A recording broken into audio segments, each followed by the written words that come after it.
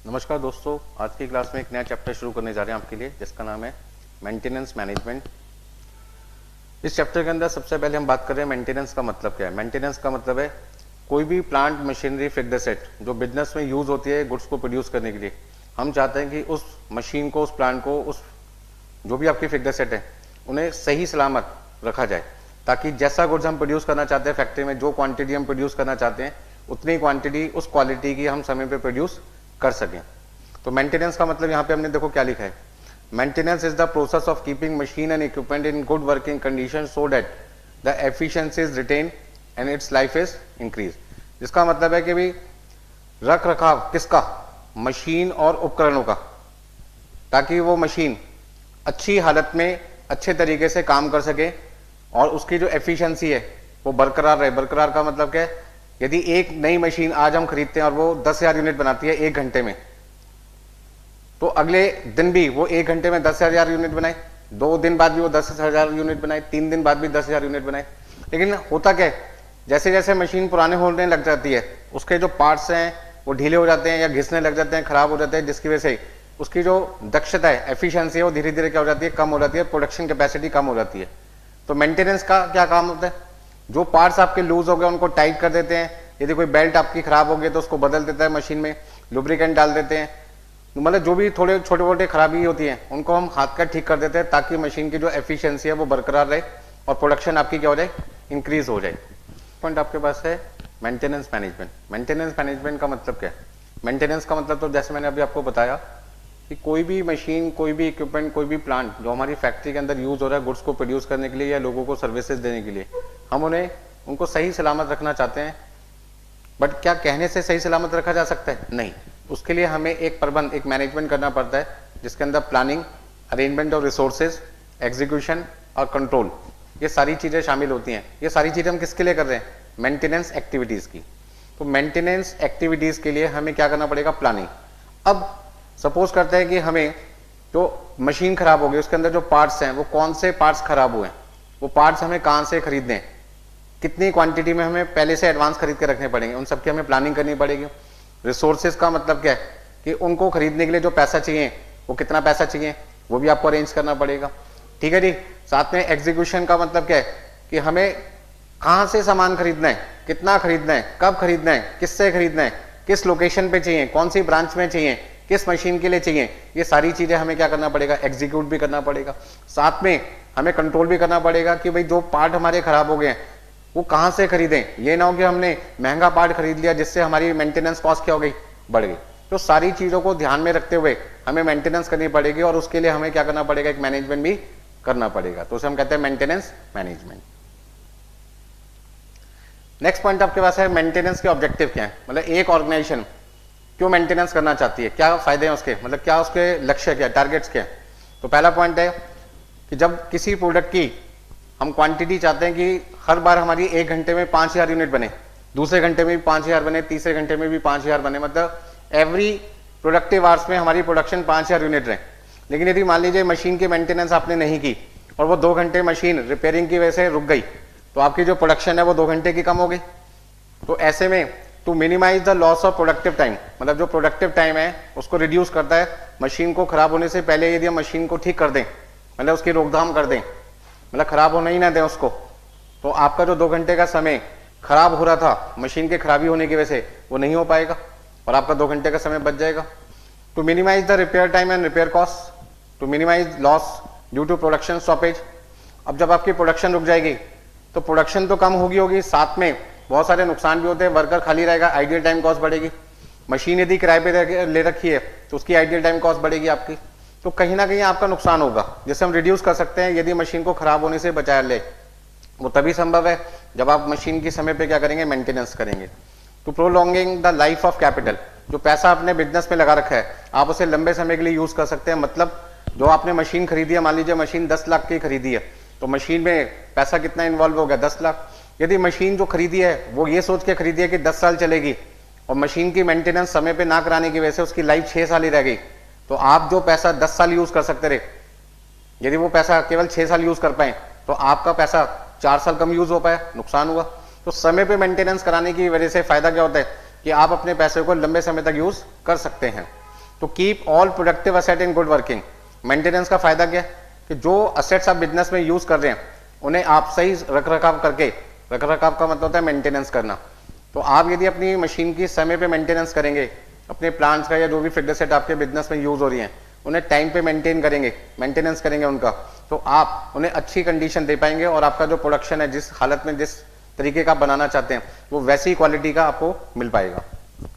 To maximize operational efficiency, to improve the quality of product. जब machine आपकी सही चलेगी, कोई खराबी नहीं होगी, तो प्रोडक्ट की क्वालिटी जैसी आप चाहते हैं हमेशा आपको वैसी ही मिलेगी, कभी भी कोई दिक्कत नहीं आएगी।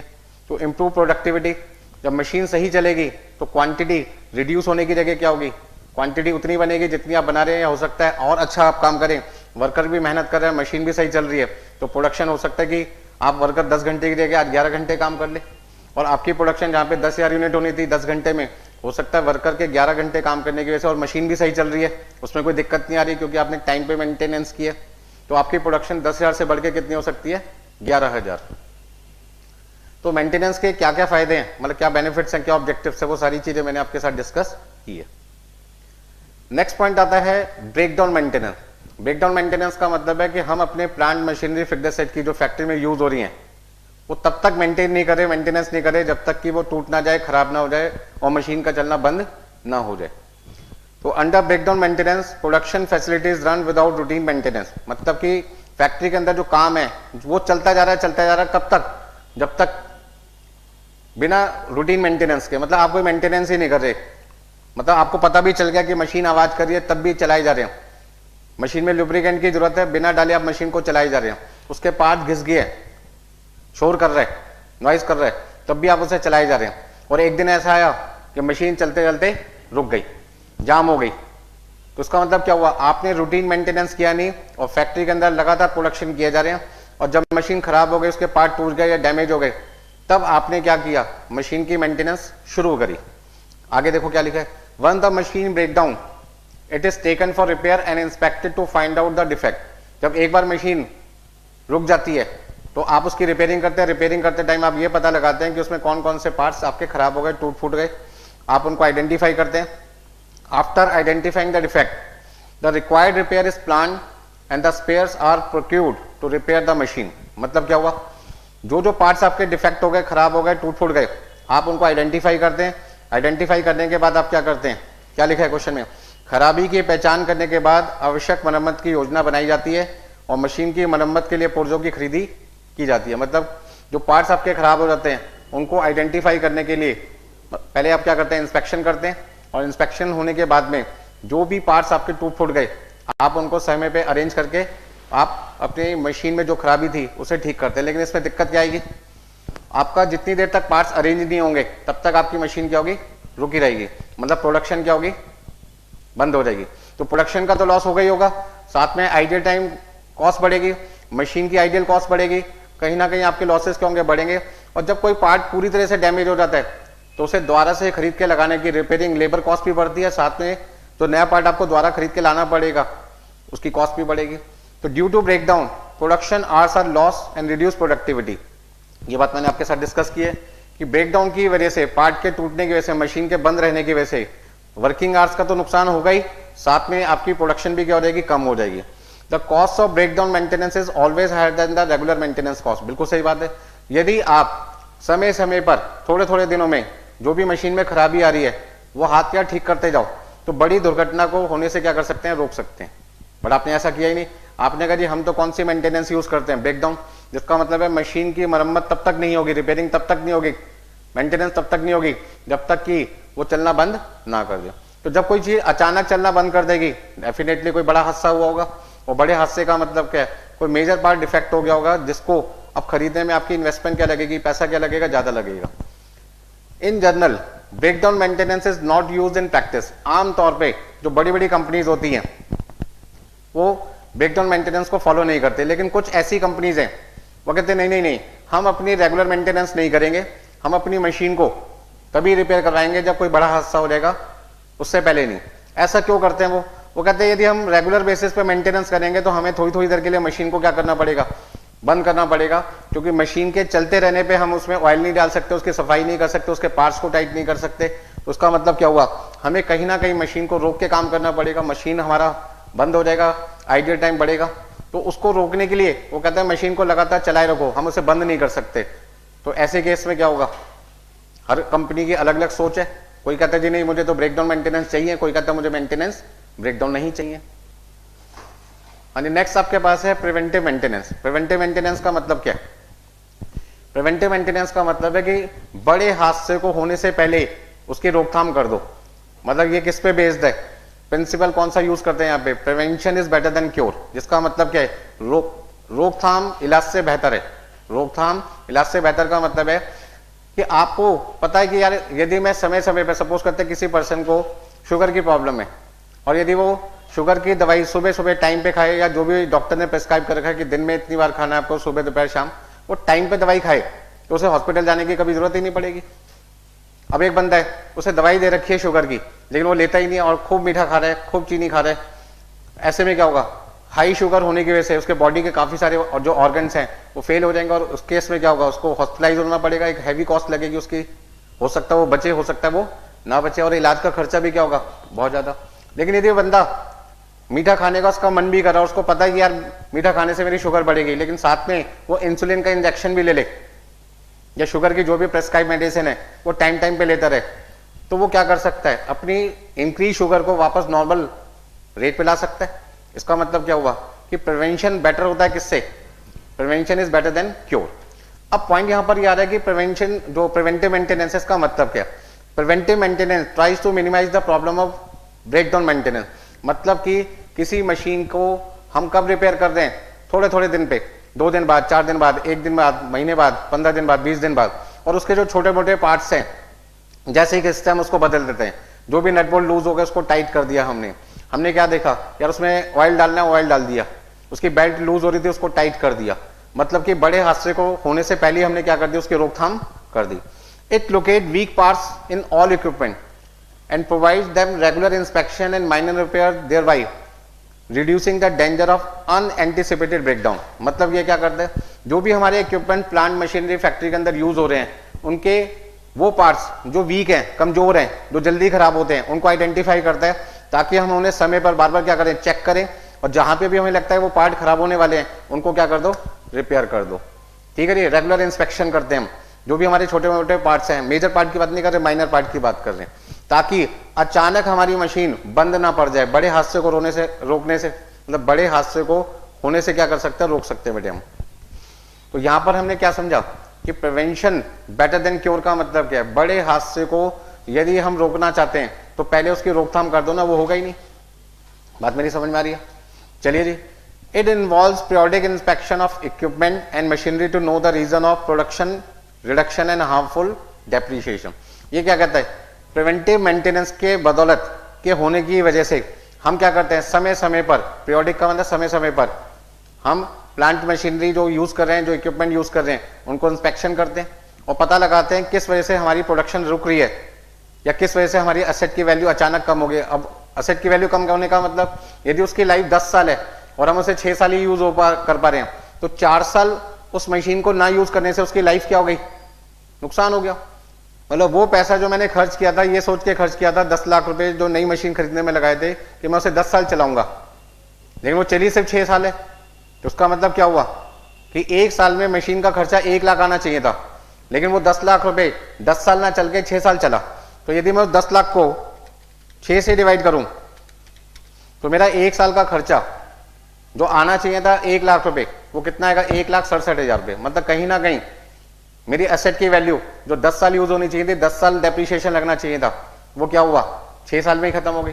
तो इसका मतलब वैल्यू एकदम से जो 1 लाख रुपए कम होनी चाहिए थी, वो 1,66,667 अप्रोक्सीमेटली हर साल कम होने लगी। If the company adopting the preventive maintenance, हाँ जी क्या बोला मैंने, if the company adopting the preventive maintenance should keep the record of failure of various components and equipment. यदि कोई कंपनी प्रिवेंटिव मेंटेनेंस को अडॉप्ट करना चाहती है तो उसके लिए उनको क्या जरूरी रखना पड़ेगा, अपने पास रिकॉर्ड्स मेंटेन करने पड़ेंगे। किस चीज के, कि कौन कौन से पार्ट्स हमारे जो मशीन, प्लांट, फैक्ट्री के अंदर यूज हो रहे हैं वो बार बार खराब होते रहते हैं, उनकी हिस्ट्री रिकॉर्ड रखनी पड़ेगी, पास्ट डाटा कलेक्ट करना पड़ेगा, और आपको समय पर वो पार्ट्स अपनी फैक्ट्री के अंदर अवेलेबल रखने पड़ेंगे। क्योंकि आप यदि समय पे उन पार्ट्स को अवेलेबल नहीं रखेंगे तो जितने देर लगेगी उस पार्ट्स को आने में उतनी देर आपकी प्रोडक्शन क्या होगी, रुक जाएगी।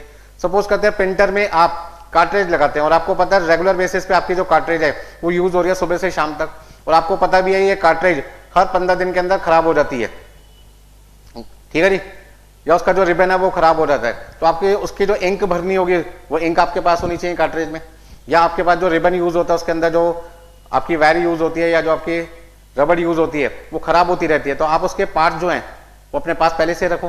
पर वो कब रखोगे, जब आपने पास डाटा चेक किया कि यार उस प्रिंटर को यूज करने में किन किन चीजों की खराबी बार बार होती रहती है। Will help the maintenance department to statistically analyze the failure pattern and replace the item before it fails so that the breakdown can be eliminated. कहने का मतलब क्या, यहाँ पर हमें एक मेंटेनेंस डिपार्टमेंट की मदद लेनी पड़ेगी जो एनालाइज करेंगे, जो पीछे मतलब जो पास डाटा है उनको एनालाइज करेंगे कि कौन कौन से पार्ट्स रेगुलर बेसिस पे खराब होते रहते हैं और उनको अरेंज करके रखेंगे ताकि समय पे उन पार्ट्स को बदलकर हम अपने बड़े खतरे को क्या कर सकते हैं, टाल सकते हैं। This reduces the unanticipated breakdown, मतलब अचानक कोई ब्रेकडाउन होता है उसे हम रोक सकते हैं। Increase the availability of the equipment for production purpose, जब कोई चीज खराब होने से पहले हम उसकी रोकथाम कर देंगे, उसको ठीक कर देंगे, तो आप कभी भी उस मशीन को, उस प्लांट को, उस फैक्ट्री में जितनी भी एसेट्स हैं उन्हें आप कभी भी ज्यादा समय के लिए क्या कर सकते हैं, यूज कर सकते हैं।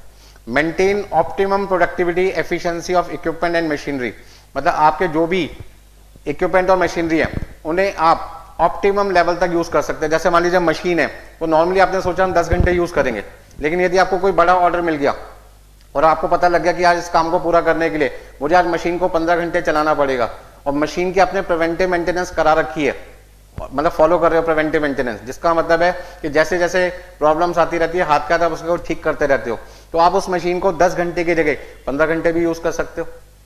मेरी बात को समझो, यदि मशीन गर्म होती है तो आप कूलिंग पैड यूज करो उसके लिए। जैसे मान लीजिए लैपटॉप यूज कर रहे हैं, आपको पता है वो लैपटॉप लगातार 6 घंटे यूज करते गर्म हो जाता है, आप उसके नीचे कूलिंग पैड लगा दो।